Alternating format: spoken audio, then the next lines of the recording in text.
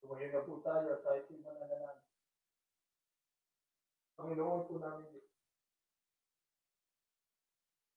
Maraming salamat po, Ama. Dahil patuloy mo po kami ginatayan at iningatan sa napakagulong salibot. Patuloy mo po kami ibigyan ng lakas at buhay. Lalo na ang karapatan po namin paglikuran, sambahin ang ipong banal na pangalan. Amen. Salamat po, Ama, at patuloy kami tumatanggap ng mga biyaya na galing sa iyo. Opo. At kailanman ay hindi ka po nagkaitang awa. Opo. Pagmamahal sa bawat isa po sa amin. Amen. Kaya, Panginoon ko namin Diyos, tanggapin mo po ang aming pagsamba sa iyo. Opo. Patawarin mo po kami Opo. sa aming mga nagawang kasalanan at pagkukulang. Opo. Upang minsan pa na makapagbigay kapurihan Opo. at kaluwalhatian sa inyong banal na harapan. Amen. Sumasampalataya po kami, Ama, na palagi ka pong nakatunghay Opo. at handang tumulong at umalalay sa iyong mga lingkod. Opo. Lalo na sa mga anak mong patuloy na naninindigan sa pagsunod Opo. sa iyong mga kautusan. Amen. Amin pong hinihiling, Panginoong Diyos. Opo. Palakasin mo po ang aming pananampalataya. Opo. Pagtibay mo po ang aming pag-asa. Opo. Lalo na sa panahon ng kahirapan, Opo. pag-abag at karamdaman. Amen. Karamdaman po namin ang pagpipili ng pagdadala ng buhay. Opo. Lalo na sa itong ito ng aming pag-alakbay. Opo. At kaya, Panginoon, samahan mo po kami. Opo. At huwag po kami iiwan. Opo, Panginoon. Panuman ang aming kaharapin. Opo, Ama. Gaano po man. Kalala ang aming daranahin. Opo. Kapag kasama ka po namin, Ama, Opo. ang lahat ay aming palalagpasan. Opo. At mararating namin ang aming takbuhan. Amen. Nagbukod po kami ng aming mga handog Opo. para sa ganitong pagsamba Opo. ay may-ari sa iyo. Opo. Pakitanggap at paspasan mo po ang aming abulo Opo. upang makabahagi kami at makaambang sa lalong pang ikalalagana ng iyong mga banal na salita. Amen. Pakisamahan mo po ang maghahay ng itong banal na araw. Opo. At tinanggap mo na po ang bawat isa sa amin. Amen. Ang lahat po na ito ay aming hinihiling Opo, Ama. sa pangalan po ng aming Panginoong Yahusha na siyang aming tagapagligtas. Amen. Amen.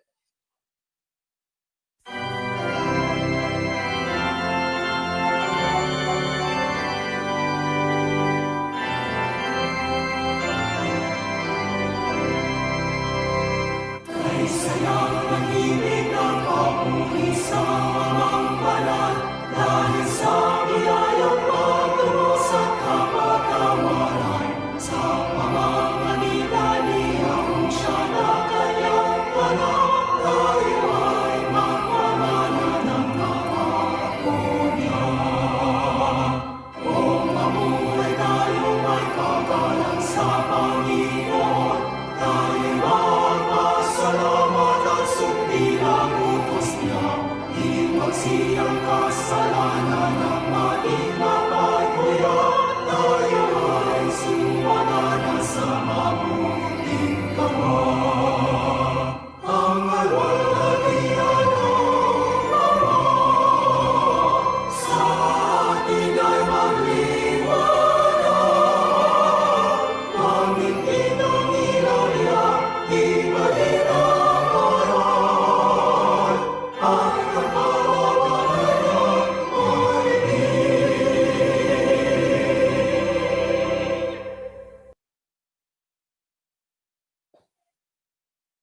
Mga magulang at mga mahal na kapatid, tayo po ay patuloy na binibigyan ng Diyos ng pagkakataong gaya ngayon na tayo ay pinapayagan niya na magkasama-sama sa pamamagitan po ng ating virtual na pagsamba. Salamat sa Panginoon Diyos sapagkat patuloy niya tayo na inaakay at tayo patuloy niya na kinaaawaan. Ang paksa po natin ay ang kahalagahan ng mga prinsipyo ni Yahuwah para sa kasal o sa pag-aasawa, pamilya at pagiging magulang. Ang pag-aasawa po ay kalooban ito ng Diyos. Kaya ito'y isang sagrado o banal na tipan sa pagitan po ng isang lalaki at babae na magpapakasal o mag-aasawa. Ang mag-asawang Adan at Eva ay unang ikinasal at ang nagkasal ay walang iba kundi ang Panginoon Diyos. At kasabay ay binigyan sila ng utos ng ating Panginoon Diyos. Na katulad po nitong ating babasahin dito po sa Genesis 1:28. Ganito po ang ating mababasa po rito, mga mahal na kapatid, atin pong pakinggan. Sila'y binasbasa ng Diyos at sa kanila'y sinabi ng Diyos, kayo'y magkaroon ng mga anak at magpakarami. Punuin ninyo ang lupa, supilin at supilin ninyo ito. Yan po'y utos ng Diyos sa unang mag-asawa, sila Adan at Eva. Kaya ang mag-asawa ay nakahanda na magkaroon ng mga anak. Di po ba? Kaya yung sinasabing tayo po'y magpakasal, pero kailangan ay wag muna agad tayong magkaanak, mukha yatang lumalabag po yun sa kalooban ng Diyos. Sapagkat ang sabi, kayo magkaroon ng mga anak, utos ng Diyos yun at magpakarami. Yan ang procreation ng Panginoon Diyos. Ano layunin? Punuin ninyo ang lupa at supilin ninyo. Paano mapupuno ang lupa? Paano ikangay lalaganap ang tao kung hindi magkaroon ng mga anak? Yan po'y utos ng Panginoon Diyos na yan po'y dapat na sundin ng mga mag-aasawa o magpapakasal. Sa utos na sila'y magpalaanakin, punuin, ang sabi nga po, ang lupa, ibig sabihin mangalap, hindi ho natatapos doon ang mga kautusan ng Panginoon Diyos tungkol sa mag-asawa o pag-aasawa. Ano katunayan? Ayon po sa Biblia, ano ang utos ng Panginoon Diyos pagdating po sa pag-aasawa? Next slide po, ganito nakasulat. Pakinggan po natin. Ngunit buhat pa sa pasimula ng paglikha, ginawa sila ng Diyos na lalaki at babae. Dahil dito'y iiwan ng lalaki ang kanyang ama at ina at makikipisan sa kanyang asawa. At ang dalawa'y magiging isang laman. Kaya't hindi na sila dalawa, kundi isang laman. Kaya ang pinapagsama ng Diyos ay huwag hayaang paghiwalayin ng tao. Gayunman, dapat ibigin ng bawat isa sa inyo ang kanyang sariling asawa, gaya ng kanyang sarili, at igalang ng babae ang kanyang asawa. Ano po ang utos ng Panginoong Yahuwah tungkol sa mag-asawa at maging sa mga taong mag-aasawa pa? Ang sabi po riyan, una sa lahat dapat nating pansinin, ginawa sila ng Diyos na lalaki at babae. Kaya diyan po ay maliwanag, dalawa lamang ang gender o ang kasarian na nilikha ng Panginoon Diyos. Isang lalaki at saka isang babae. Tatandaan natin po yan. Wala pong nilikha ang Diyos na third gender, fourth, fifth gender. Dalawa lang po ang nilikha ng Diyos, lalaki at babae. Sa mag-aasawa, ano ang bilin? Iiwan ng lalaki ang kanyang ama't ina at makikipisan sa kanyang asawa. Ang dalawa'y magiging isang laman. Kaya yung pong babae, hanggat siya'y dalaga, ang nag-aalaga sa kanya, ang kanyang ama't ina. Di po ba? At ang kanyang pangalan, Taglay, ay Taglay nung tatay niya. Kung ano yung apelyido ng tatay niya, yun din ang apelyido ng anak. Pero kapag ang isang babae ay nag-asawa na, may pagbabago na. Anong pagbabago? Una, iiwan niya ang kanyang magulang. Bakit? Sapagkat mayroon na siyang asawa eh. Anong mababago? Mababago na ang kanyang apelyido. Kung ano yung apelyido ng lalaki, yun na rin ang magiging apelyido ng babae.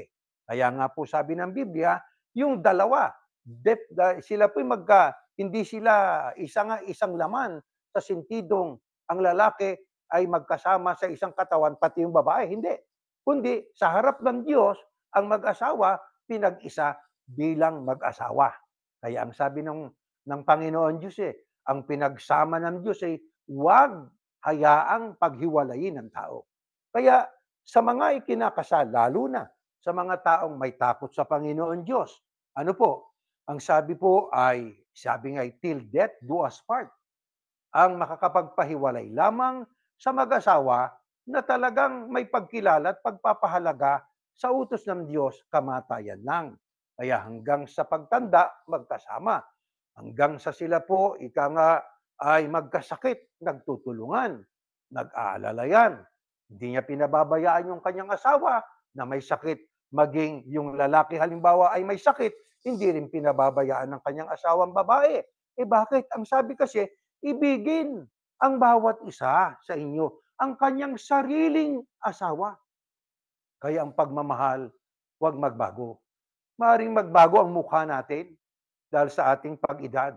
Maaring magkaroon tayo ng maraming mga kulubot sa ating balat.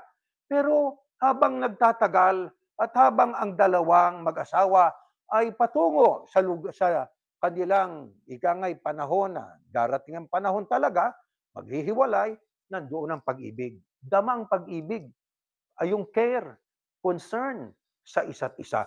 Yan po sana ang dapat na ating ibuhay, yan po ang ating dapat na sundin. Utos po yan ng ating Panginoon Diyos. Ayon po sa banal na kasulatan. Ano ang iniutos ng Panginoon Diyos doon sa mga magulang? Kapag sila po'y pinagkalooban na ng pamilya o mga anak. Pakinggan natin sa aklat po ng Kawikaan. Ganito ho nakasulat, mga kapatid. Next slide, ating babasahin ito. Sanayin mo ang bata sa daan na dapat niyang lakaran. At kapag tumanda na siya, hindi niya ito tatalikuran. Mga mahal na kapatid, lalo na po sa panahon natin ngayon. Kasi sa panahon po natin, ang mga bata ay nai-expose sa mga sitwasyon na nalilito siya, nagkakaroon siya ng confusion sapagkat may mga lalaki na kumikilos babae, meron naman pong mga babae na kilos lalaki. Kaya ang mga bata, habang bata pa, ay ating hubugin. Anak, ang nilikha ng Diyos ay dalawa lang, lalaki at babae. Di po ba? Pero tatandaan po natin, mayroon pong tinatawag na sabi nga ay sexual identity at meron naman pong tinatawag na gender identity. Di po ba? Yung iba ay sabi nga ay nalilito kung ano talaga ako. Sabi ng iba, ako'y lalaki pero pusong damdaming babae. Pero alam po ninyo, mga mahal na kapatid, maya-maya ay ating po matatalakay ang bahaging pong yan, pero aming ipinagpapauna. Ang leksyong ito, aral ng Diyos. Kaya nga po, nababasa natin dyan sa ating screen. Hindi ito patungkol sa mga tomboy, sa lesbian po, o sa mga bakla. Hindi po. Ito po'y aral na dapat matutunan natin sapagkat kung ano po ang utos ng Diyos, yun ang ating dapat sundin Kaya nga po may Biblia, di po ba? Anong ibig sabihin po ng Biblia? Alam nyo, ang Biblia ay parang acronym din yan eh. Pag sinabing acronym, mga letra na pinagsama. B-I-B-L-E. Nasabi ko na ito noon. Ang B stands for before, sabi nga ay, ang sabi nga po, alam nyo, basic, Bible. Pag sinabing Bible ay basic instruction before leaving earth. Kaya Biblia, Bible. Basic instruction before leaving earth. Mga pangunahin at mga instruksyon na galing sa Panginoon Diyos na atin pong dapat malaman bago natin iiwan ang mundo. Tayo nilikha ng Diyos po eh. Ang Diyos na lumikha ang dapat na masunod. Hindi po yung ating damdamin ang dapat na masunod. Kailangan, kapag atin pong bibigyan pansin, ang ating pong gender, ako'y lalaki talaga, magpakalalaki tayo. Kung kayo babae, magpakababae po kayo, mga mahal na kapatid. Yan po ang aral ng Panginoon Diyos eh. Kaya ang utos dyan mula sa pagkabata, turuan na yung mga bata eh. Hindi lamang nung paggalang sa magulang, hindi lamang pag-ibig sa kapwa, hindi lamang yung pong pagtrato ng pantay-pantay sa kapwa, pati na po yung gender dapat ituro sa mga bata. Anak, tatandaan natin. Apo, tatandaan natin. Dalawa lang ang gender na nilikha ng Diyos. Isang lalaki at saka isang babae. Pagka ganon, lumalaki sila, natatandaan nila yon. Hindi ho sila malilito. Hindi sila magkakaroon ng confusion. Hindi ho sila maaakay ng mga aral o kaya noong mga paniniwala na ang tawag nila ay norm. Uso kasi yan eh. Diba sabi, uso po kasi ngayon yan eh. Hindi kumot uso po ay ating susundin. Kailangan po maging biblical tayo. Kailangan po tayo ay sa fundamental na aral ng Panginoon Diyos, manalig at manghawak. Ayon sa Biblia, bakit po dapat turuan ang mga kabataan habang bata pa sila? At napakahalaga po niyan. Pakinggan po natin sa next slide. Proverbs, ito po nakasulat. Kawikaan. Ang may matalinong pag-iisip ay kumukuha ng kaalaman. At ang pandinig ng marunong ay humahanap ng kaalaman. Tatandaan po natin na yan po'y kawikaan. Ang wika diyan ni Haring Solomon, ang may matalinong pag-iisip, yan ang kailangan nating taglay. Hindi lang ng mga kabataan, baging na mga matatanda. Ano po? Ang matalinong pag-iisip ay kumukuha ng kaalaman. Kaya ang taong may matalinong pag-iisip, nagbabasa po yan. Bakit? Nandugon nang gagaling yung kaalaman eh. Hindi lang doon sa pagbabasa, nakikinig pa. Di ba? Kaya kapag siya'y nakinig at nagbasa, matalino ang pag-iisip nun. Di po ba? At ano pang sabi? Ang pandinig ng marunong, humahanap ng kaalaman. Kaya ang tenga natin, isinangkap ng Panginoon Diyos bilang isang sentido sa pandinig. Kailangan ang taong matalino at ang taong marunong, handang makinig doon sa mga kaalaman. Kaya pagdating sa pamilya, ama, ina, may mga anak, bilin? Ang sabi, ang mga salitang ito na aking iniuutos sa iyo sa araw na ito ay ilalagay mo sa iyong puso. Kaya nakinig, tumanggap ang isip, na marunong kasi siya nakinig ang tenga, naisip, ginamit ang isip. Ano po? Yung ating thinking, yung ating lohika, yung ating discernment. Pagka nalaman nating tama po yon, ilagay natin sa ating puso. Ano ibig sabihin po? Kailangan po isa puso. Kasi tingnan na natin na ang Diyos ay nakatingin sa puso eh. Di po ba? Hindi ho sa panglabas. Kaya laging nasa puso. At ang sabi, at iyong ituturo ng buong sikap sa iyong mga anak. Kaya ang mga magulang obligado na ituro natin ang kaalaman ng Diyos sa ating mga anak. Bakit? Yan po ang utos eh. Kaya pagka tayo tumangging ating ihabili yung ating mga anak sa ating mga kamag-anak na sabi nga, kaya mo namang pangalagaan, ating iniiwasan yung ating katutubo na tungkulin bilang magulang na turuan ang ating mga anak. Paano yung pagtuturo? Buong puso. Ibig sabihin, may malasakit. buong sikap. Di po ba? Kapag ang mga anak ay lalapit sa magulang at magpapaturo, huwag nating ipagsabihan, mag-aral ka ng iyo, anak, para matuto ka. Hindi ko nga po alam ito, tatay nanay Paano po ito? Turuan po natin. Ano pa sabi?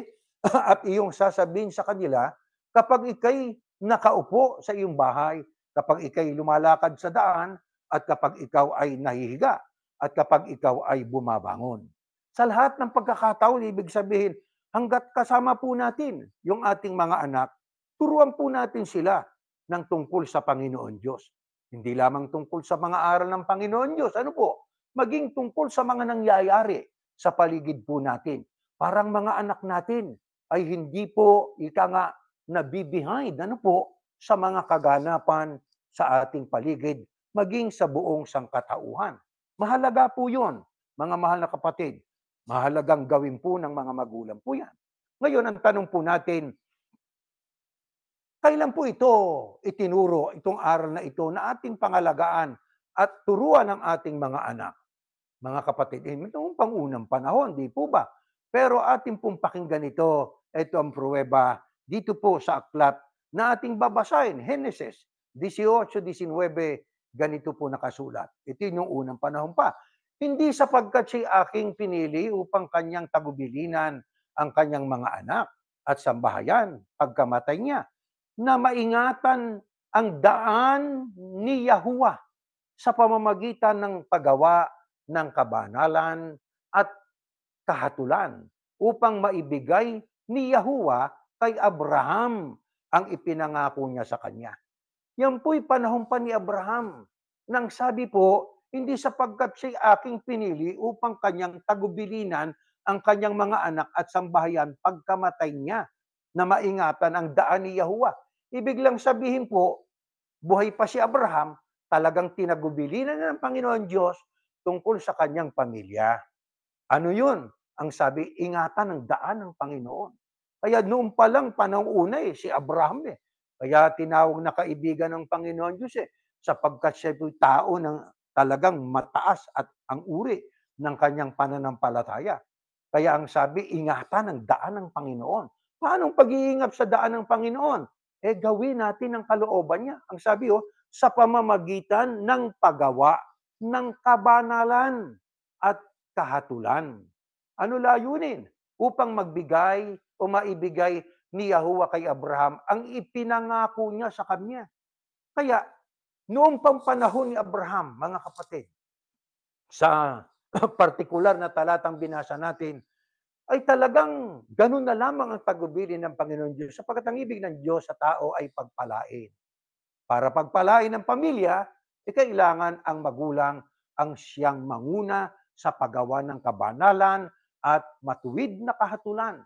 Ang sabi, para maibigay ni Yahuwah kay Abraham ang kanyang ipinangako kay Abraham. Sa panahon natin, ang sabi diyan sa Timoteo, ngunit kung ang sinuman ay hindi kumakalinga sa kanyang kamag-anak, lalong-lalo na sa kanyang sariling sambahayan, tinanggihan niya ang pananampalataya at siya'y masahol pa sa hindi mananampalataya. Yan ay sa ating panahon, yung unang Timoteo. Di ho ba? Kung noong panahon nila Abraham, sa partikular na talatang binasa natin, ay tinagubilinan na ang si Abraham na kanyang pangunahan sa kabanalan ng kanyang pamilya, sa ating panahon mga kapatid, ganun din. Ano katunayan? Abay, masamang pabayaan yung ating pamilya. Ayan, ngunit kung ang sino man ay hindi kumakalinga sa kanyang kamag-anak, lalong-lalo na sa kanyang sariling sambahayan, ano sabi? Tinanggihan niya ang pananampalataya at siya'y masahol pa sa hindi mananampalataya. Kaya mga kapatid, ang pananampalataya mahalaga sapagkat ang walang pananampalataya tiniyak na walang kaligtasan Totoo po yun. Tingnan ninyo yung isa sa magnanakaw. Masamang tao po yun. Pero noong aktong yun na siya'y malapit ng mamatay, nagkaroon siya ng pananampalataya. Di po ba? Sinawan niya yung isa sa kanyang kapwa magnanakaw. Tayo, marapat tayong mamatay dito sapagkat tayong makasalanan. Pero siya ay hindi siya nagkasala. Kaya ang sabi niya, Panginoon, alalahanin mo ko. Sa tagpong yun, nagkaroon siya ng pananampalataya. Kaya siya'y pinangakuan ng ating Panginoong Yahushua. Ang sabi ho riyan tinanggihan niya ang pananampalataya. Sino ang tumanggi? Yung magulang na ayaw kalingain ang kanyang kamag-anak. Lalo na ang kanyang pamilya. Ano ang sama? Tinanggihan natin ang pananampalataya pagka ganon. Ano ibig sabihin yan? May kaligtasan pa ba? Aba, ang sabi at siya'y masahol pa sa hindi mananampalataya. Kung yung hindi sumasampalataya o mananampalataya ay tiyak na hindi maliligtas, yung pong mga sumasampalataya pero ayaw kalingain ang kanyang pamilya, mas masahol pa, mas matindi pa sa hindi sumasampalataya. Kaya ganyan po katindi sa harap ng Diyos ang mga magulang na nagpapabaya sa kanyang pamilya, sa kanyang asawa, sa kanyang mga anak. Di po ba, mga kapatid? Ang ganyang mga anak, lalaki, na wayward. Ang iba ay natuto ng batang-bata pa na gumagawa na ng kung ano-anong mga paglabag sa batas. Bakit? Kulang sa patnubay Hindi tinuruan Imbis na ito ay magiging asset ng lipunan o makatulong sa lipunan, nagiging burden, nagiging pabigat sa ating pong lipunan. Bagay na hindi nararapat na makita lalo na sa mga lingkod ng Panginoon Diyos. Ngayon ang tanong natin sa panahon natin ngayon, sapagkat noon, tanda ko ang breadwinner lang po ay ang tatay ko, maging kayo siguro, mga matatandang kasama natin sa pagsamba, ay ang mananay ay sa bahay lang. Pero sa panahon natin ngayon, ay pati nanay ay talagang nagtatrabaho na. Ang lalaki may hanap buhay, yung husband niya, ang wife ay may hanap buhay din, di po ba? Yan ba'y mga kapatid masama? Labag ba sa kalooban ng Diyos yan? Sapagkat ang sabi ng iba, di ba ang asawa kung tawagin ay taong bahay. Bakit naging taong labas? Ibig sabihin, lumalabas para maghanap buhay. Mabuti basahin natin ito, mga kapatid. Next slide. Ganito ang ating mababasa. Sinong makakatagpo ng isang butihing babae? Sapagkat siya higit na mahalaga kaysa mga ruby o batong ruby. Ang puso ng kanyang asawa sa kanya'y nagtitiwala at siya hindi kukulangin ng mapapala. Gumagawa siya ng mabuti sa kanya at hindi kasamaan sa lahat ng mga araw ng kanyang buhay. Tinitignan niya ang isang bukid at ito'y binibili niya sa bunga ng kanyang mga kamay ay nagtatanim siya ng ubasan. Binibigkisan niya ng lakas ang kanyang mga balakang at pinalalakas ang kanyang mga bisig. Kanyang nababatid na kikita ang kanyang kalakal. Ang kanyang ilaw sa gabi ay hindi mamamatay o namamatay. Kanyang tinitignang mabuti ang mga lakad ng kanyang sambahayan at hindi siya kumakain ng tinapay ng katamaran. Yan po'y tumutukoy sa babae. Kaya ang babae, hindi lamang ikangay masipag, maayos sa kanyang sarili, kundi pati sa kanyang pangangalaga sa kanyang mga anak, ay maging sa pangangalakal. Ano yan? Hanap buhay po yan. Di ba? Kaya sa panahon po natin, pagkat ang mundo'y patanda at pahirap ng pahirap, ang mga magulang, lalo ang ina, hindi lang yung ama, ay natutong tumulong. Naghahanap buhay din po para makatulong sa bayarin. Lalo na nga po dito sa Amerika. Di po ba? Walang kilos dito na hindi ka magbabayad. Kaya ang ina, bilang ilaw ng tahanan, bukod sa kanyang naasikaso ang kanyang pamilya, siya po'y naghahanap buhay pa. Meron siyang sabi nga work from home. Ang iba ay ginagamit ang teknolohiya para kumita ho siya. Di po ba? Hindi masama po yun. Kailangan magtulungan, di po ba? Kailangan mag-alalayan sapagkat sila ay mag-asawa. Sa hirap at ginhawa, magkasama. Ganyan po ang mag-asawa. Nagtutulungan, nag-aalalayan, sumusuporta sa isa't isa para sila'y makapagtayo ng isang matibay na pamilya at ang mga anak nakikita ang kanilang mga magulang masikap, hindi tamad, hindi pinakakain ng kanyang mga anak ng mga pagkain, bunga ng katamaran. Una sa lahat, kung tamad ka, wala kang makakain. Di po ba? Kaya ang sabi sa ibang talata ng Biblia, ang ayaw gumawa ay wag din namang kumain. Ang hindi magtatrabaho, wala palang karapatang kumain. Kaya ang katamaran, alisin po natin. Kaya dito sa atin, kahit na 75 ka na, ang iba ay naghahanap buhay pa rin eh. Nagtatrabaho, gigising ng maaga, iiwan ng pamilya, at siya'y maghahanap buhay. Bakit? Sapagkat una, alam naman niya, matatanda na anak niya. Mga apo niya, inaalagaan ng mga anak niya. So aalis yan. Pati yung nanay, naghahanap buhay pa kahit may edad na. Bakit? Hanggat kaya, sige lang, trabaho lang. At una, alam nyo, ehersisyo din yun eh. Di ba? Exercise din po natin yon. Yung gigising sa umaga, maliligo at magbibiyahe, papunta ng trabaho, pag-uwi ay pagod, kakain, pahinga. Ganyan ang routine ng buhay po ng tao. Hindi natin pwede, sabi nga ang retirement po rito pag hindi mo na kayang lumakad siguro.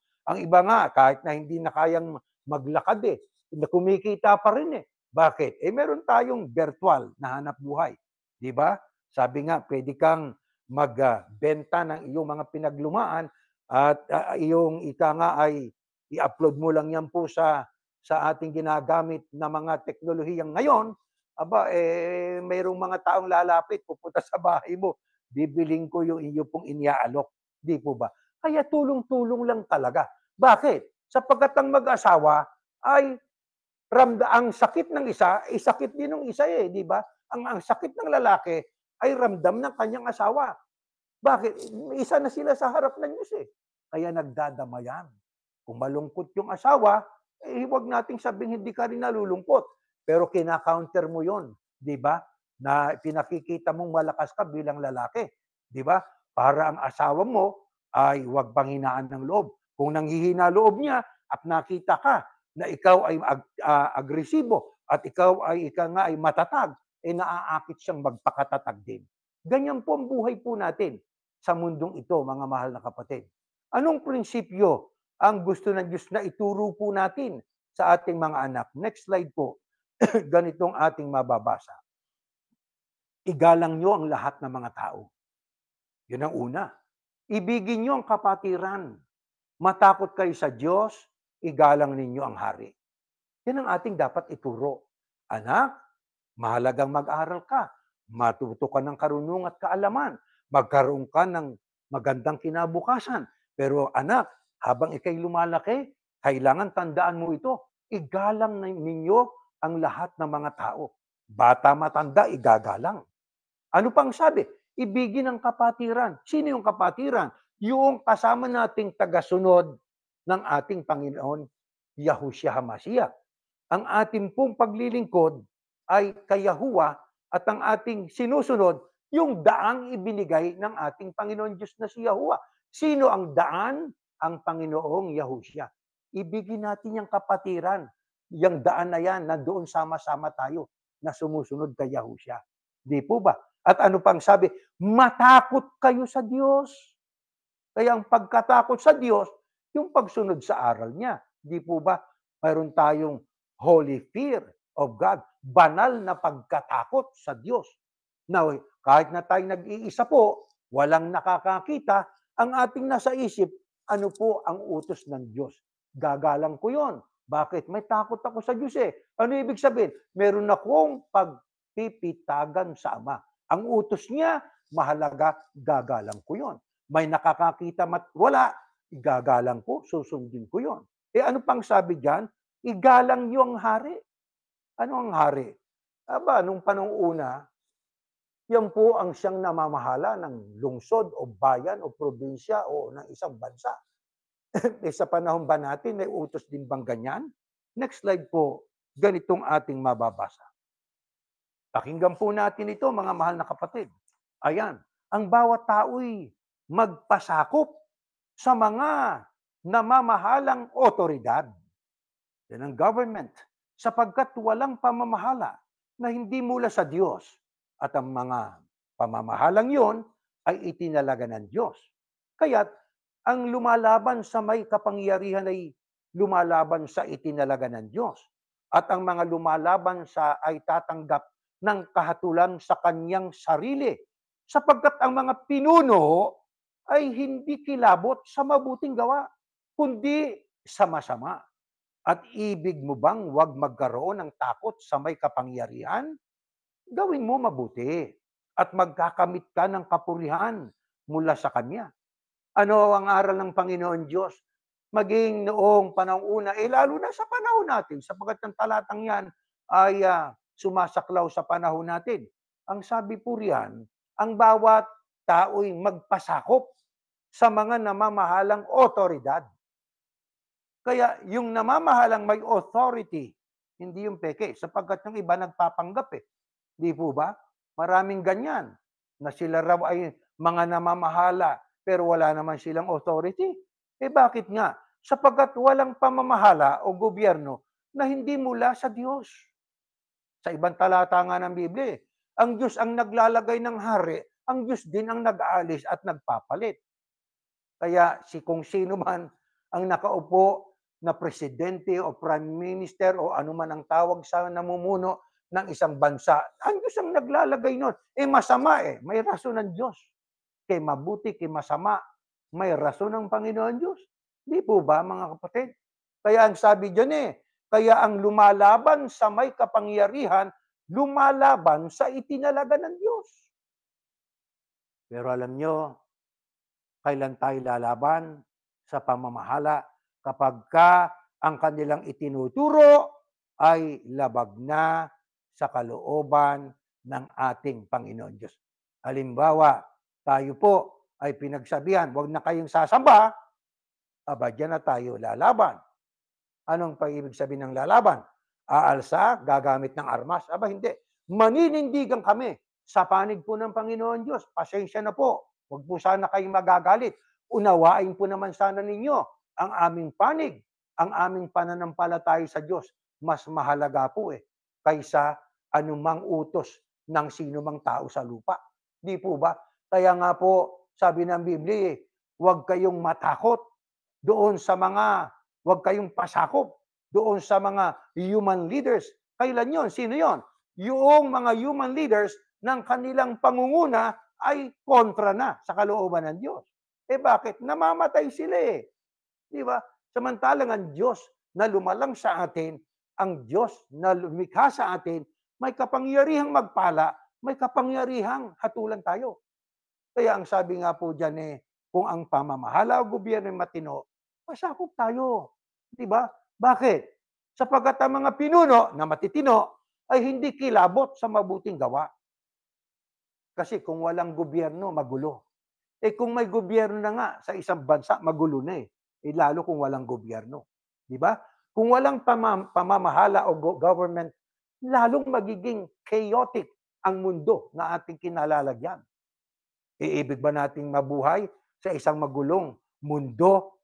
Ang totoo nga po, ngayon may mga namumuno ng bansa, pero magulo na Hindi lalo kung wala, di ba? Pero huwag tayong matakot sa kanila. Kailan? Kung mabuti naman ang ating ginagawa. Kaya ang sabi nga dyan gawin mo ang mabuti at magkakamit ka ng kapurihan mula sa Kanya o mula sa gobyerno. Di ba? Ang gobyerno, nagbibigay minsan sila ng gawad ng pagkilala sa mga tapat na mga empleyado. Tumutulong sa kapwa. Totoo po yun. Kaya kasama po ang paggalang sa gobyerno. Kasama yan sa lahat ng tao. Di ba, mga kapatid? Ngayon, anong uring mga tao ang itinuturo sa atin ng Biblia na dapat ay ipayo ng magulang sa mga anak? Iwasan. Pakinggan po natin. Ganito, next slide na nakasulat. Atin pong basahin ito, mga kapatid. Mga maibigin sa kalayawan, sa halip na mga maibigin sa Diyos, lumayo ka rin naman sa mga ito. Totoong dapat nating ibigin ang ating kapwa-tao. Di po ba? Igalang ang ating kapwa-tao. Pero meron namang mga taong ang sabi, lumayo ka rin naman sa mga ito. Kanino tayo pinalalayo? Lalo na ang ating mga anak sa mga taong mga maibigin sa kalayawan. Alam mo ngayon sa panahon natin, pagtungtong ng bata sa 18 anyos, hindi man lahat ang mga bata ay nag-i-enjoy. Sila ika nga ay sinusubukan nila ang mga iba't ibang bisyo ng mundo hanggang sa kanilang ma-adapt, hanggang sa hindi na nila maaalis sa kanilang sarili, nagiging malayaw. Sa ganung uring mga tao, pinalalayo ang mga lingkod ng Diyos, lalo na ang ating mga anak. Kaya ang sabi nga po, piliin natin, sabi natin sa ating mga anak, yung kanilang kakasamahin o magiging barkada.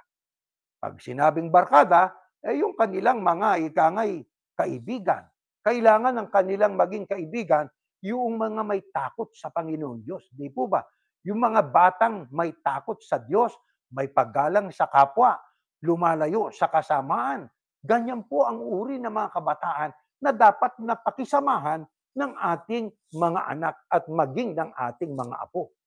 Ayon po sa pagtuturo ng Apostol Pablo, paano ho natin makikilala ang mga taong hindi lang malayaw, ang iba po'y arugante pa. Ano ibig sabihin ng arugante? Mayayabang. Parang walang takot sa kapwa, parang siya nang magaling. Ito ang sabi ng Biblia, ating basahin. Ito nakasulat sa Timoteo. Next slide.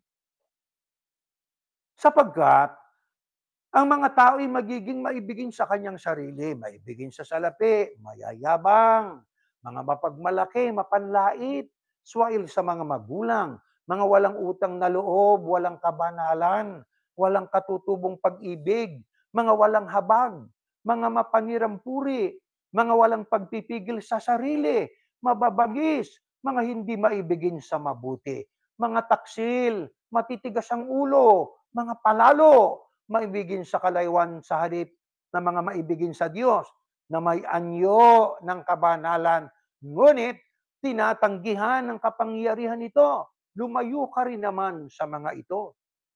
Ayon kay Apostol Pablo, paano natin makikilala ang mga taong mahilig sa kalaywan? Ibig sabihin, mga taong hindi dapat maging barkada ng ating mga anak at mga apo. Ang sabi pag binasa ninyo sa Bibliang Ingles, sa Amplified, for people will be lovers of self, narcissistic, self-focus. Ayun, nakapokus sila sa kanilang sarili. Yan ang mga taong mga makaako. Yan ang mga taong walang mahalaga kundi sila. Kami, kayo, bale wala kayo. Pero kami, akin, ako. Ganyan ang tao Narcissist ang tawag po dyan. Ano bang ibig sabihin po ng narcissistic na mga tao? Ito, pakinggan po natin. Mga self-focused na mga tao. Next slide. Sa ating referensya. Ayan. Narcissistic. Ayan. Adjective po yan. Having an excessive or erotic interest in oneself and one's physical appearance relating to narcissism. Narcissistic personality disorder. Yan pala ang pagiging makaako, disorder. Wala po sa mabuting sitwasyon o kalagayan. May diferensya. Kapag ang tao'y makaako, self-focus, yan tawag ay narcissistic na tao, ay, naku po, may kasabihan tayo, no man is an island. No man can live alone. Ang tao'y hindi pwedeng mabuhay ng nag-iisa. Kaya nga noong si Adan ay mag-isa, nilikha siya ng kasama. Di po ba? Ang narcissistic na tao, walang mahalaga kundi ang sarili niya. Di ba? Ang interest niya nakapokus sa sarili niya. Pagka ganyan ang mga tao, layuan po natin yan. Kung siya'y kaya nating payuhan, payuhan natin. Kung ayaw naman niya makinig, dumistansya na tayo sa ganyang uring mga tao. Bakit? Sapagkat may kasabihan tayo, tell me who your companions are and I will tell you who you are. Kung ang companion mo ay narcissistic na tao, makasarili, self-focus, wala siyang pakialam sa iba, balang araw magiging ganyan ka rin kung hindi ka lalayo sa kanila. Mga kabataan, nananawagan ng Panginoon Diyos.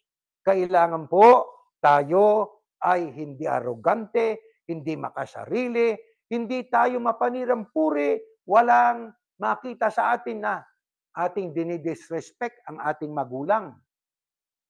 Di ho ba? Kailangan po na ang ganyang mga uring katangian ay ating mataglay, magalang, mapagmahal, marespeto. Di po ba? Ano ang benepisyo po, mga kapatid? Ayon po sa Biblia. Kapag ang mga anak natin ay hindi nakikisama sa mga kabataan na ang kanilang taglay na pag-iisip ay puro pang sarili. Wala silang pakialam sa iba. Next slide po, ganitong ating mababasa. Huwag kayong padaya. Ang masasamang kasamahan ay sumisira ng magagandang ugali. Ayon. Kaya yung magandang ugali, integridad. May integridad ka. Parang ikaw ay taong may honor. Kung ano yung sinabi mo, gagawin mo. Di ba? Pero kapag ikaw ay naimpluwensyahan ng masasamang kasamahan, sisirain yung ating magandang pag-uugali. Kaya tayo, bilang mga Yahusyano, at mga tagasunod ng Panginoong Yahusya, kailangan po maging matalino tayo. Opo, igalang, tulungan, ipanalangin ang lahat ng tao. Pero habang naglalakbay po tayo sa mundo, ay ating dapat maging atentibo tayo. Anong uring kasama ito? Anong uring tao itong kasama ko? Ha? Bakit? Baka ako'y ma-impluwensyahan Ayaw ko na itong ugaling natutunan ko sa Diyos, na itong ugaling natutunan ko mula sa aking mga magulang na nagmalasakit para kami turuan ng tama, ayaw ko na ito ay ma-impluwensyahan ng masama. Bilang magulang po at tagasunod ng ating Panginoon Diyos, ano ang dapat po nating gawin kaugnay sa ating pagtrato sa ating mga anak? Ito, pakinggan po natin itong next slide na ating pong babasahin, mga mahal na kapatid. Ang mga ama, huwag niyong ibunsod sa galit ang inyong mga anak, kundi akayin niyo sila sa pagsasanay at pangaral ng Panginoon. Yan ay panawagan sa magulang. Huwag natin gagalitin yung ating mga anak. Paano yun? Tama naman ang ginagawa, kinukulit natin. Di ba? O kaya kontratuhin natin ay walang respeto. Igalang din natin, anak natin yun, oo. Pero ang Diyos ang nagbigay ng buhay dun Di ba? Hindi natin pag-aari yun. Pag-aari ng Diyos. Galang din natin. Huwag natin silang ibunsod sa galit. Manapa, akayin natin sila sa pagsasanay. I-train natin sila sa mga aral ng Panginoon. Ano pa sabi? Supilin mo ang iyong anak habang may pag-asa at huwag mong ilagak ang iyong puso sa ikapapahamak niya. Kaya pag sinabing huwag mong ilagak ang iyong puso sa ikapapahamak niya, kinokonsinte, kinokondone ng magulang ang kanyang anak. Aba, pag nakita natin ang ating mga anak na gumagawa po ng masama, papayuhan po natin. Anak, halika rito, mag-usap tayo. Huwag kang magagalit, mahal kita. Anak ka namin ng nanay mo, kaya ito ang payo sa iyo. Magbago ka sana, anak, para sa kabutihan mo yon. Sumunod ka, anak. Bakit? Ang sabi kasi, supilin ang iyong anak habang may pag-asa. Ano ibig sabihin? Habang may pagkakataon. Kasi pagka, sabi nga po kumbaga sa isang puno ng kawayan, hanggat bata pa, kung gusto mong hilahin pababa, sapagkat ang tendency niya ay papakaliwa o pakanan, gusto mong ituwid, na itutuwid pa kasi malambot pa Hindi po ba? Parang anak natin. Hanggat bata pa, ang kanyang isip ay talagang fresh sa pagtanggap ng tamang aral, hubugin na natin. Paglaki niyan, hindi bibitaw yan. Hindi makakalimutan yung aral. Kaya ang sabi, huwag mong ipagkait sa bata ang saway. Kung hampasin mo siya ng pamalo, siya hindi mamamatay. Kung siya'y hahampasin mo ng pamalo mula sa Sheol, ang kanyang kaluluwa ililigtas mo. Kung iyong puso'y marunong, aking anak, ang puso ko rin naman ay magagalak. Nakita niyo po? Kaya disiplina ang kailangan din. Kung papaluin natin ang ating mga anak, hindi sa mukha. Ang mukha'y nilikha ng Diyos, hindi para paluin. Aling bahagi ng katawan natin ang dapat paluin? Yung ating pong puwit. Bakit? Ang puwit po natin, ang ating puwit po ay mataba-taba ng konti ito Malaman. Doon natin paluin. Pero wag naman po dos por dos ang ating ipamamalo o bakal. At habang ikay pinapalo mo yung anak mo, ay kung ano-ano pang lumalabas sa bibig mo bilang nanay o tatay, wag. Ang pagkaganon, hindi na palo ng pagmamahal yun Di ba? Kaya natin pinapalo, dinidisiplina. Hindi naman mamamatay po yun eh. Kung halimbawa, tsinelas ang ating pamalo. Di ba? Bakit? Ililigtas mo ang kanyang kaluluwa sa pagkapahamak. Yun ang ibig sabihin po noon. Kaya mga anak, pagka dinidisiplina, huwag kayong magagalit sa tatit nanay nyo. Di ba? Hindi naman po yun, ikangay labag sa batas na disiplinahin natin ang ating mga anak. Pagwikaan muna natin, pagsabihan natin, payuhan natin, pagkaayaw pa rin, paulit-ulit na ginagawa, paluin natin sa layuning magbago. Di po ba? Parang batay matuto. Mali pala itong ginagawa ko. Kaya yung anak na ganyan, alam nyo, ilalapit pa sa nanay yan, tatay. Salamat po tatay sa inyo pong disiplinang ginawa. Natututuho kami. Kaya mga batang yan, lumalaking mabuting, hindi lang basta mabuting tagasunod ni Yahushua, kundi na magiging kabilang sa mga taong nakakapag-contribute ng lalong ikaunlad ng ating lipunan. Di po ba? Mahalaga po yun. Ano ang mahalagang leksyon ng mga magulang at maging ng mga anak na nabubuhay sa araw ng Panginoon Diyos? Ito, pakinggan po ninyo, ganito nakasulat. Next slide, sa Genesis. Ito ho. Kaya't nilalang ng Diyos ang tao ayon sa kanyang sariling larawan. Ayon sa larawan ng Diyos siya nilalang. Sila'y kanyang nilalang na lalaki at babae. Sila'y binasbasan ng Diyos at sa kanila'y sinabi ng Diyos, kayo magpagkaroon ng mga anak, magpakarami, punuin ninyo ang lupa't supilin ninyo ito. Magkaroon kayo ng pamamahala sa mga isda, sa dagat, sa mga ibon, sa himpapawid, sa bawat bagay na may buhay na gumagalaw sa ibabaw ng lupa. Kaya diyan po ay ating inulit uli ang ating binasa kanina.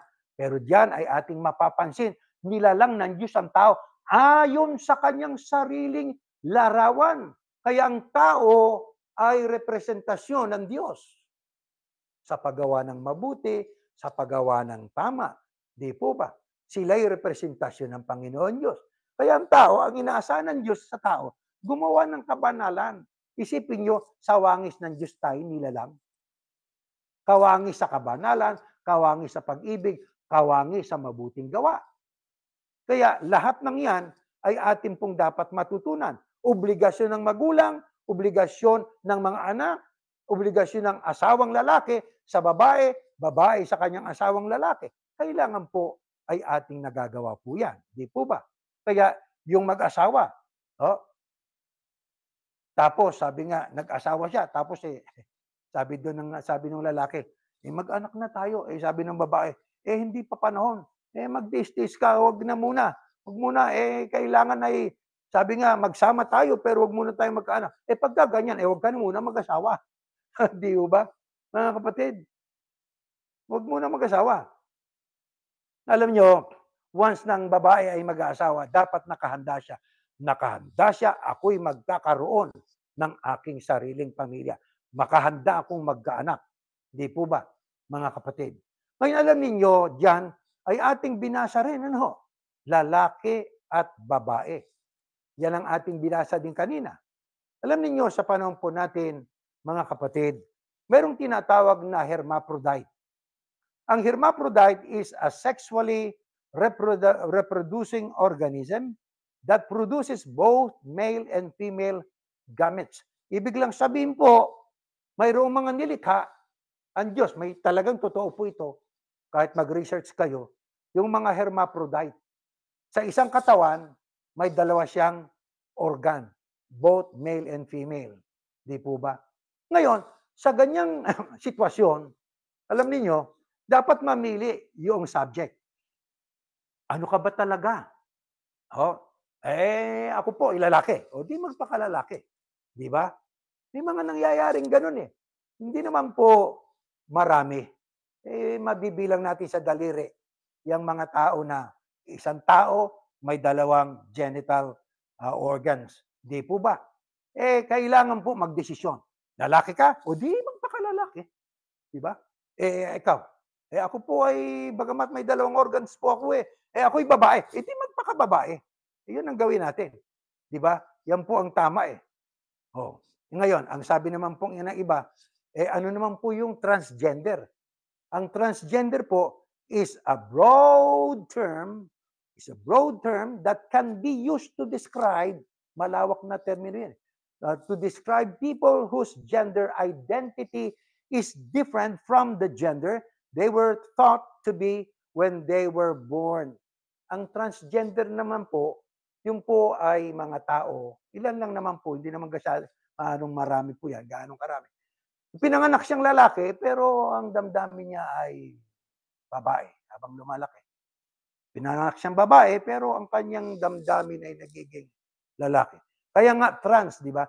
Trans is often used as a shorthand for transgender. Mga kapatid, sa panahon natin, ang iba, huwag kayong magagalit. Mga kasama natin, mga may ganyang damdamin. Huwag po. Huwag nating ikangay pairalin yung norm natin. Huwag tayong lumikha ng norm. Ang dapat na magiging natin, batayan ay Biblia talaga. Kaya yan nga po ang dahilan ipinasulat ng Diyos, di po ba? Huwag nating pairalin yung ating emosyon, yung ating damdamin. Dapat po yung ating pong prinsipyo, yung ating pong isip, ang ating pagganahin. Ano ba prinsipyo ng Panginoon Diyos? Di po ba? Pagka ganun ang ating pong taglay, isa lang kahulugan po nun. Anong ibig sabihin po nun? O hindi tayo may takot sa Panginoon Diyos, di po ba? May paggalang tayo sa lumikha sa atin. Walang nilikha ang Diyos na masama. Ang nilikha ng Diyos ay babae at lalaki. Gaya ng sinabi natin, wala na pong third at saka fourth at saka fifth na gender. Ngayon, meron pong tinatawag na wokeism. Woke is an adjective derived from African-American vernacular English, originally meaning alertness to racial prejudice and discrimination. Yan, minsan, dinidiscriminate yung mga ganyang uring mga tao, no? Na ang kanilang gender ay ganito. Alam nyo, tao din yun Dapat nating igalang pa rin sila, di ba? Pero kailangan din nating maintindihan mga kapatid, nang nilikha talaga ng Diyos po, dalawa lang talagang gender. Alam nyo, dapat din nating malaman ang pagkakaiba ng yung sexual identity doon sa gender identity, mga kapatid. Anong ibig sabihin po noon, mga kapatid? Ano po ba ang pagkakaiba ng gender identity doon sa sexual identity? Alam nyo, mga kapatid, mahalagang ating malaman din ito. Sabi nga, sa ating new research, dito sa www.Montgomery College Education, sexual orientation is about who you're attracted to and who you feel drawn to romantically, emotionally, and sexually. It's different than gender identity. Gender identity isn't about who you're attracted to, but about who you are. Male, female. Nakita ninyo? Kaya yung sexual orientation, iba po sa gender identity. Gender identity is not about who you are attracted to, kundi ito'y but about who you are. Are you a male? So, be a male. Act like a male. Di po ba? Ikaw ba ay hindi? Ikaw ba ay female? So, dapat ay tayo umastang female. Di po ba? Yung sexual orientation is about, ang sabi nga, kung kanino ka na-attract. Lalaki na-attract sa kanyang kapwa lalaki. Babae na-attract sa kanyang kapwa babae. Yan tawag doon ay hindi gender. Sexual orientation po yun. Di ho ba? Sexuality ng tao. Mga kapatid, bakit natin pinag-aaralan po ito? Mahalagang malaman natin ito, pati na ng ating mga anak at mga apo, para tayo matuto, manghawak sa mga aral ng Panginoon Diyos na nakasulat po sa banal na kasulatan. Huwag tayong padaya sa mga tao na pinalalaganap yung ayaw ng Panginoon Diyos. Di po ba, mga kapatid? Ano po ba ang layon ng Diyos sa tao? Ano ang kanyang layon? Ito, pakinggan natin, next slide. Nang likhain niya ang tao, napakabuti ng layon ng Diyos. Ang sabi, behold, I have found only this as a reason. God made men upright and uncorrupted. Nilikha ng Diyos ang taong matuwid. Kaya nga sa larawan niya sila nilikha. Kalarawan tayo ng Diyos. Uncorrupted tayo. Ibig sabihin, hindi tayo nilikhang masama. Pero itong problema. Kaya nagkaroon ng sexuality, nagkaroon ng mga, kung tawagin po natin, ay tawag dito yung sexual orientation. Pero alam nyo mga kapatid, ang sabi dito, ito, but they, both men and women, have sought out many devices for evil. Ayan na. Sila lumikha eh. Ang tao, lalaki at babae, ang siyang naghanap. Sipin niyo yung iba nagpapalit ng skin, ang iba ay nagpapalit ng mukha para lang magmukhang babae. Di po ba? Ang iba naman ay nagpalagay, umiinom ng gamot para magkabigote, babaeng babae. Huwag naman po sana kayong magagalit. O mga kapatid at mga kaibigan, ito'y po'y aral ng Diyos eh.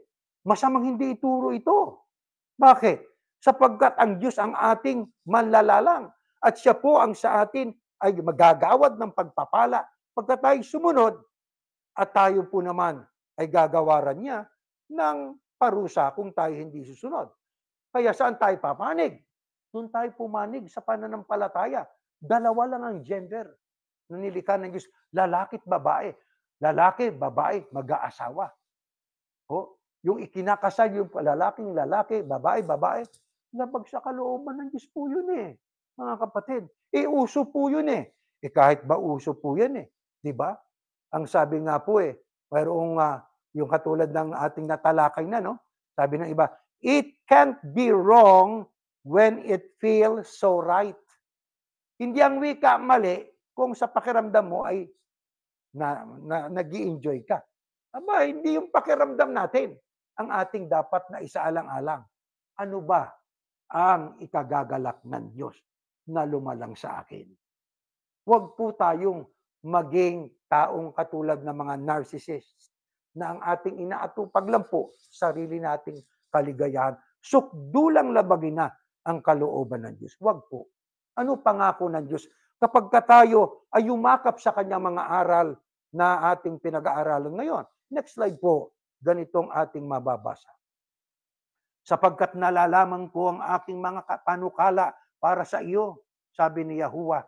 Mga panukala para sa ikabubuti at hindi sa ikasasama, upang bigyan kayo ng kinabukasan at ng pag-asa. At kay tatawag sa akin, at kay lalapit at dadalangin sa akin at diringgin ko kayo. Hahanapin ninyo ako at matatagpuan kapag hinanap ninyo ako ng inyong buong puso. Ako'y inyong matatagpuan, sabi ng Panginoon o ni Yahuwah, at ibabalik ko ang inyong mga kayamanan at titipunin ko kayo mula sa lahat ng mga bansa at sa lahat ng dako na aking pinagtabuyan sa inyo, sabi ng Panginoon o ni Yahuwah. Yan ay sa Israel. Sinalita ng Diyos yan. Yan di aplikable sa mga anak ng Diyos sa mga huling araw. Anong sabi ng Panginoon Diyos?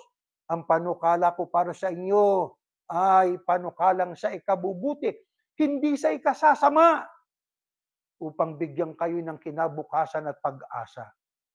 Kaya ang pagsunod sa Diyos, ang paggalang sa aral niya, yan po ay susi ng pagpapala.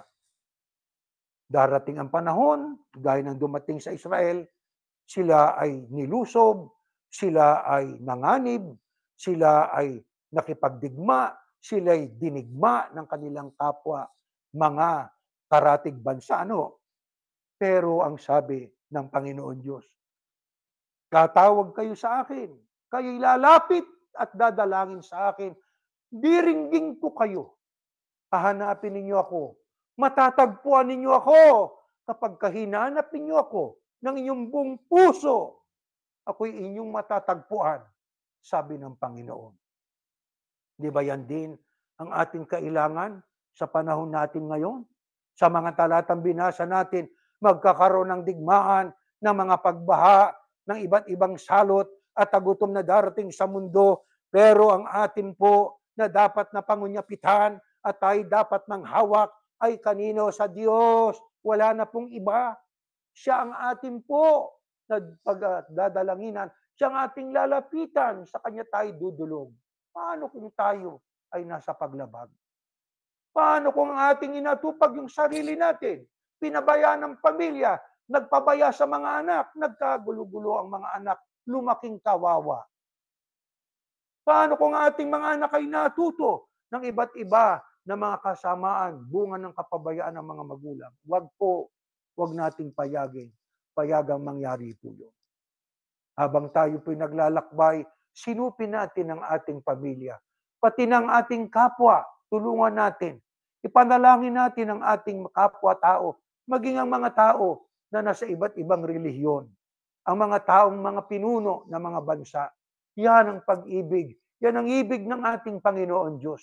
Sapagkat ang ibig niya ay kapayapaan para ang kanyang mga aral ay patuloy pang makarating sa iba't ibang panig ng mundo. At kapag ka nakarating na sa iba't ibang panig ng mundo, darating na yung ating inaasahan. Ang siyang magwawakas ng ating mga pagtitiis.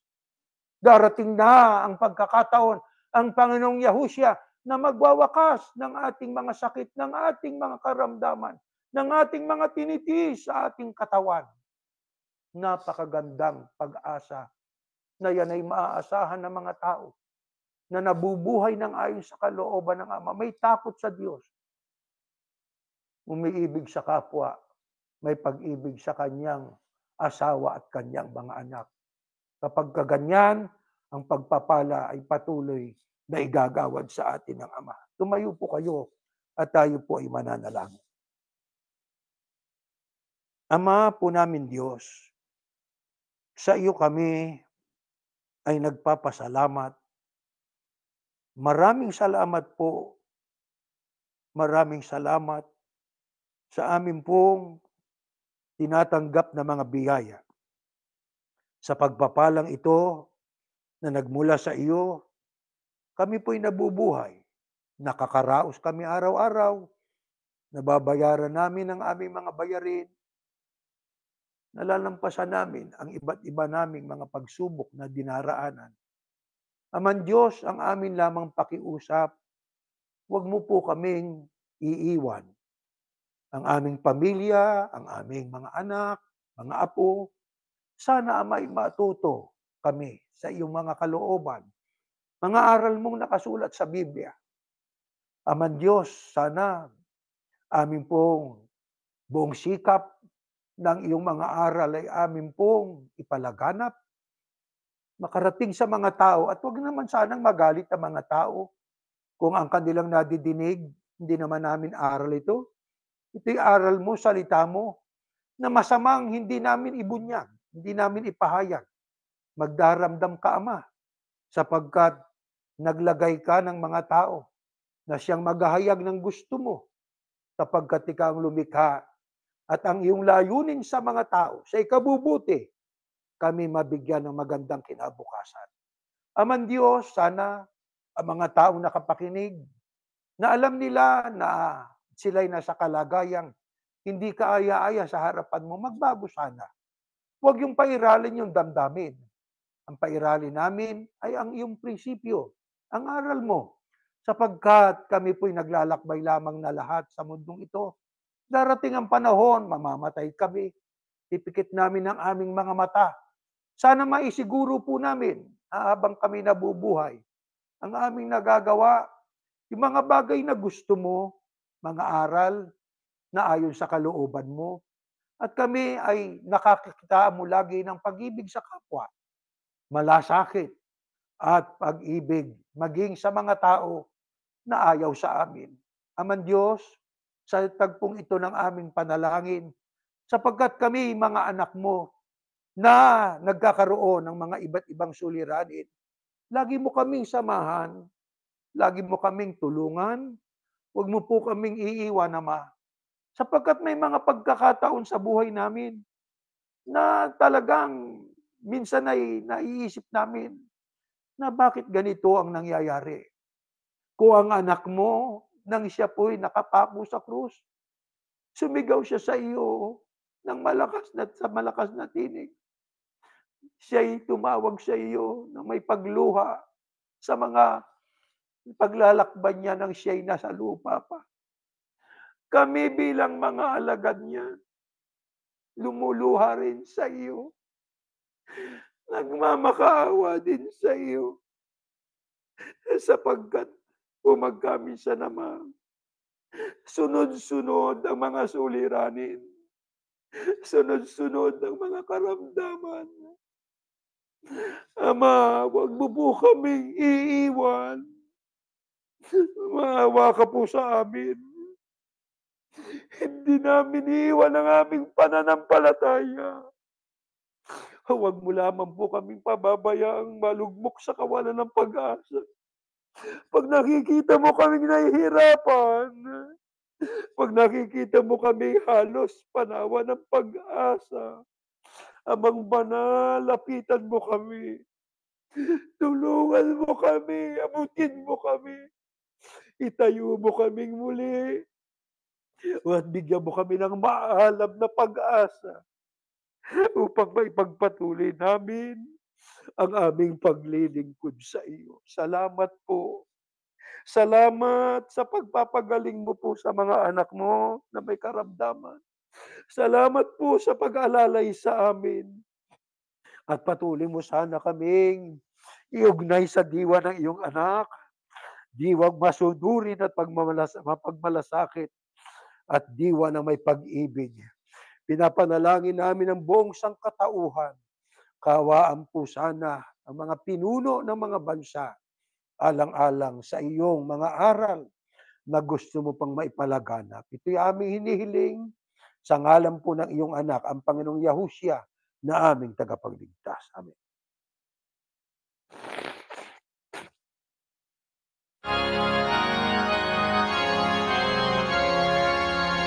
Purihin si Yahuwah sa Espiritu Banal. Ihayag ang kanyang kabutihan sa pangalan ni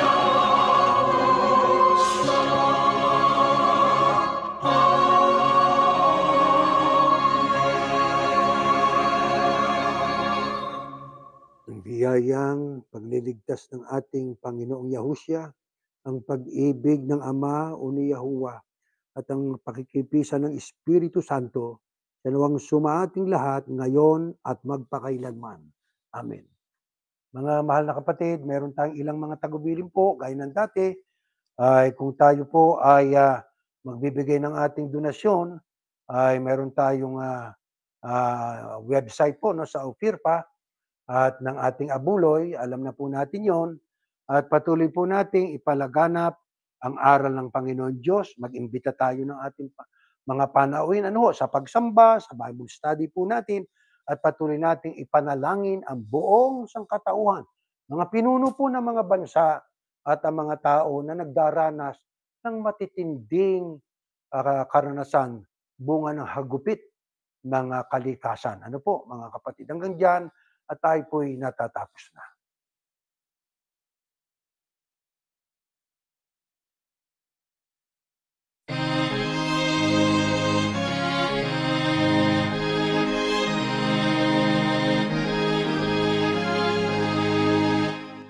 Sa puso natin ang aral ng Diyos Yahuwah at maging matatag. Pagkakyat na darating araw ng paghuhukom o kaya siya'y tingin. Pangalawin ang iglesia, ipagtanggol ang katwiran, gamit ang salita.